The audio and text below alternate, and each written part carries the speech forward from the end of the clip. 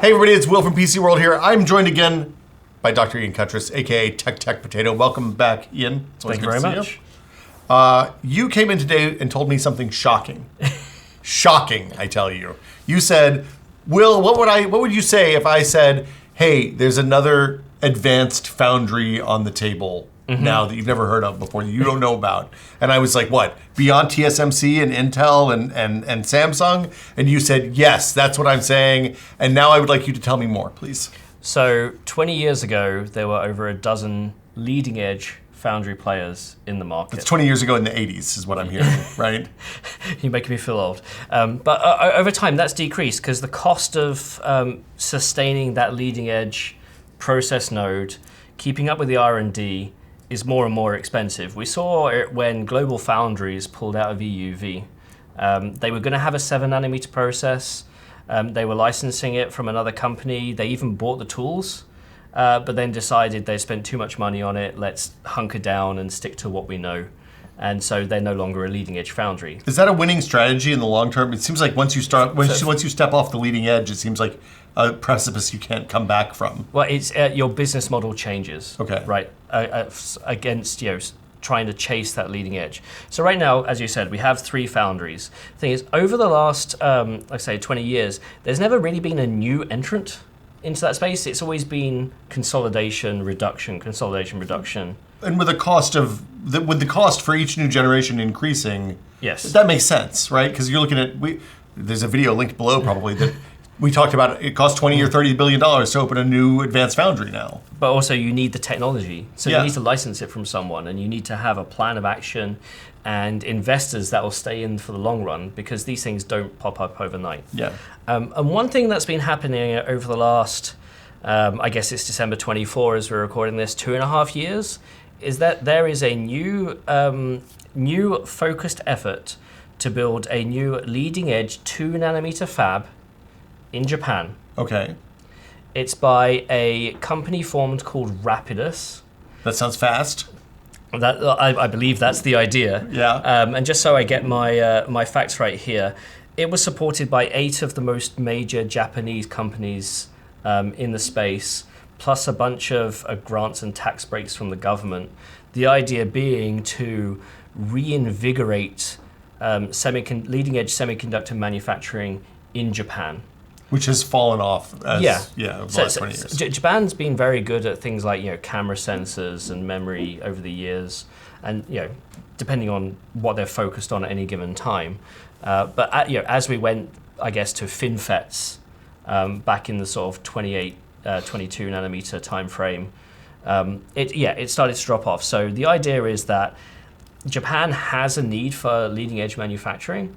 And as a result, these 8 companies, I'll list them off. So Denso, who make wafers, Kioxia, MUFG Bank, NEC, NTT, SoftBank, Sony, and Toyota. So you said they want, the goal is to get a 2 nanometer process rather by 2027. Yes. How does a 2 nanometer process stack up to what Samsung and Intel and TSMC are doing now? So right now, TSMC has productized their 3 nanometer process. Okay. That's in the latest generation chips. Intel have products on their Intel 3 process out in the market today. Samsung has products on their 4 nanometer and supposedly 3. The difference is that between 3 nanometer and 2 nanometer, broadly speaking, we have changed the way that we build a transistor. So back in the old days, we used to do planar transistors. Mm-hmm. Then those stopped scaling, so we went 3-dimensional, called FinFET transistors. Mm-hmm. And that's what we've been on for the last while, again, since about 22. I think Intel was 22 and everybody else was 14 for their first generation FinFETs. That was, what, like 2015, something like that? Earlier, I think. Even. Okay. But beyond that is a technology called Gate-All-Around. And it's a more complex technology, it's more advanced. But the idea is that it will scale better, higher density, better performance, better power. I've actually got a video on the roadmap of transistor design out to 2036. All this is kind of planned out. We just need to figure out how. And so all the leading edge foundries that we mentioned, Intel, TSMC, Samsung, all plan to enable that technology within the next couple of years, some even sooner.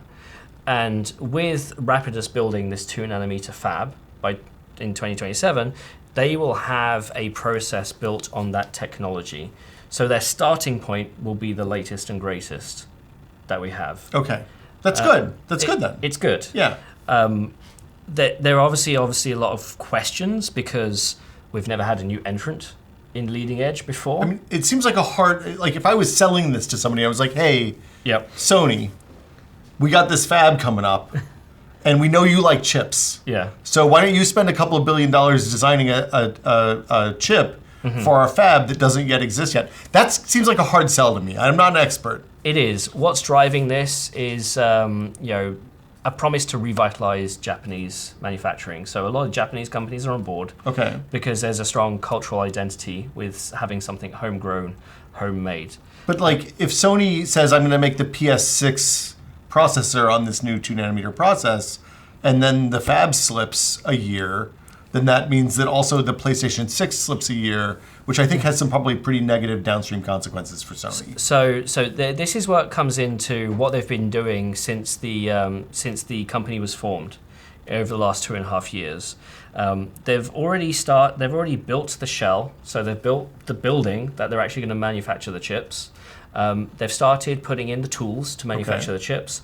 I believe the first EUV machine is going in this week, as we're recording this. And there's going to be an official opening ceremony in February, I believe. So that's when they want to say, we've got all the tools in, now we're going to go in and start tuning them and start optimizing them and start putting in the test wafers for a 2027 productization. Okay. So it's been pretty quick. What they're doing is they're licensing a technology from IBM. So IBM were the first to develop these gate-all-around transistors, this new generation transistors. Again, I've got a video on this. It's one of the top videos on my channel about it. We'll link it below. Yeah. But the problem with developing the technology and building it, essentially ramping it up into volume, that's half the battle. Yeah, it seems like it's pretty easy to design something, but then given the complexities of chip manufacturing and fab building and all of the things, it's not like playing Satisfactory. You have to actually go out in the world and do stuff. So the process essentially of building those transistors is done. It's can we do it at volume in the same way, or do we have to tweak and optimize? But the chemistry is done. Okay. The chemical engineering, the physical engineering, the materials engineering is all done. So they need to ramp it up. There are agreements in place with companies like TensTorrent, who's going to help them design what we call a pipe cleaner chip, it sounds like. So this is a small chip you put through the fab to help optimize yield. Okay. So that's searching for defects. It's not like running through the pathways on the chip, cleaning out the electron. Yeah. Yeah, okay. Straight electrons. I believe they're also doing partnerships with the companies that I've mentioned in Japan and others, and the whole point is getting people on board familiar with the process.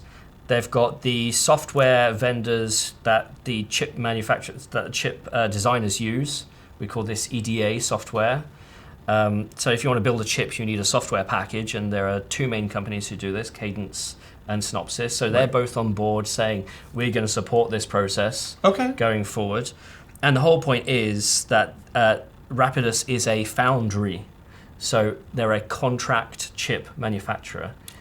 So just like TSMC, just like Samsung, and just like Intel Foundry is trying to be, if you want to go build a chip, you can go get the development kit from Rapidus when they build it, and you bring it back, you come in with your software tools, and you try and design a chip, and you do your simulation, your emulation, your place and route, and you say, let's do some test wafers of this, pay however much money they're going to charge. It's like $20 probably, right?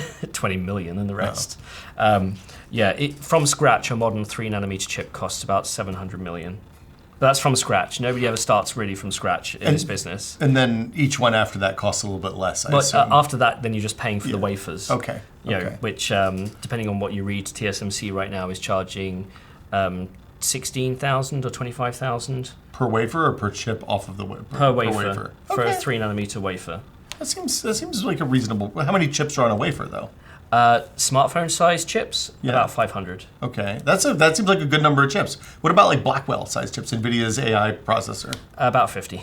That's not enough. They need to pack some more on there. Well, on top of that, you've got to consider, defect rates, and Yeah. then so that's physical defect, but then also there's redundancy built into physical defect. So if, for example, if you've got your streaming processors on a GPU, you can accept one of them not being online, Yeah, and then you just package it as a down bin, different SKU or whatever. But then also you got to make sure that they hit the right frequency. So the example I gave on Twitter the other day is if you build a chip that is meant to do 1.6 gigahertz and 30% of them do 2 gigahertz, you can up bin. yeah, But if you design the chip to do 2 gigahertz and only 30% do 2 gigahertz, then the other 70% become a down bin at 1.6. yeah. And that's a whole process in optimizing your SKU stack for your yield curve and all the other bits that go into manufacturing. So there's a lot of people in the industry who are looking forward to Rapidus succeeding, because if there's one thing that drives this industry forward, it's competition and optionality. Well, and I mean also geographically, our foundries are really not. I mean, Japan's Yes. relatively close to There's Taiwan and South Korea, but at least it's another country and a slightly different fault line, so that's nice. Yeah, it's it doesn't really help that, but you can understand this. I don't want to say nationalistic. It's the homegrown pride of made in Japan, right? And Japan's always been a tech powerhouse for decades. It just not in the same way we saw it back in the 80s. Yeah. Right, and so this is an attempt to let's go down the path of revitalizing that in semiconductor manufacturing. So I'm all for it.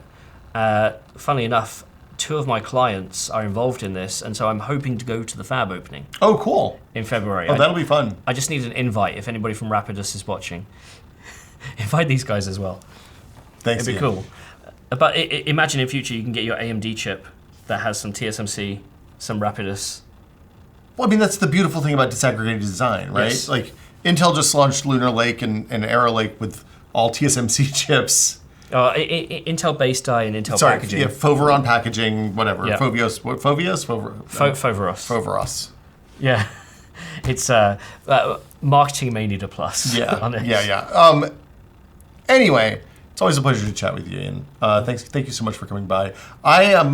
So 2027, I guess we'll hear more about this. Yeah, we're hearing more almost every month on Okay. this project. Like I say, we've got the opening, they've got the first tool coming in this week. It's something that I'm really interested in, so I'll be keeping tabs, but I'll let you guys know when you can buy your first Rapidus chip. Beautiful. If you want to find out more about it, you can check Ian's channel. It's Tech Potato. Dr. Ian Ketras, always a pleasure, sir. Thank you for coming by. Thank you very much. We'll be back with more on PC World soon. Hit the subscribe button down below. Thanks for watching.